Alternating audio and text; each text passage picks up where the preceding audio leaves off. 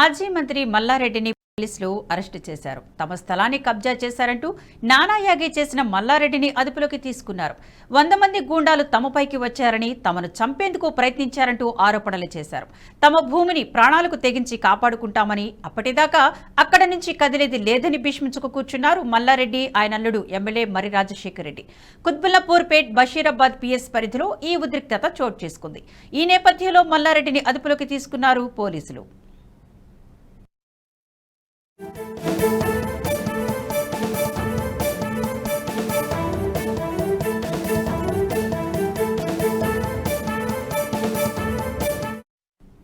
Jeedimetla division Suchitra military compound wall రోడ్లో survey number 81, 82లో ఉన్న 2 ఎకరాల 10 గుంటలు ఎమ్మెల్యేలకు చెందిన భూమిలో కొందరు కబ్జా చేస్తున్నారంటూ ఉదయం మల్లారెడ్డి, ఆయన అల్లుడు ఎమ్మెల్యే రాజశేఖర్ రెడ్డి కొడుకు భద్రారెడ్డి ఆగ్రహాన్ని వ్యక్తం చేశారు. పోలీస్ స్టేషన్కు వెళ్లి చెప్పినప్పటికీ పోలీసులు స్పందించకపోవడంతో కబ్జా జరుగుతున్న ప్రాంతానికి వెళ్లి కబ్జాను అడ్డుకోవడంతో ఉద్రిక్తత నెలకొంది.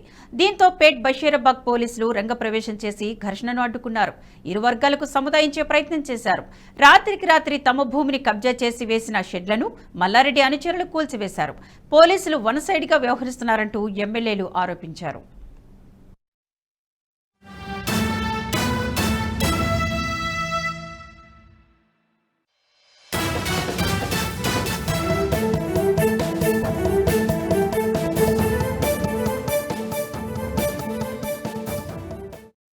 ఈ వీడియో మీకు నచ్చినట్టయితే లైక్ చేయండి, 10 మందికి షేర్ చేయండి. అలాగే కామెంట్ల రూపంలో మీ అభిప్రాయాలను మాతో పంచుకోండి. Nationalist hub group of channels ను సబ్స్క్రైబ్ చేసుకుని తెలుగునాట జాతీయవాద జర్నలిజాన్ని ప్రోత్సహించండి. ఈ వీడియో కింద ఉన్న బెల్ ఐకాన్ పై క్లిక్ చేయడం మర్చిపోవద్దు.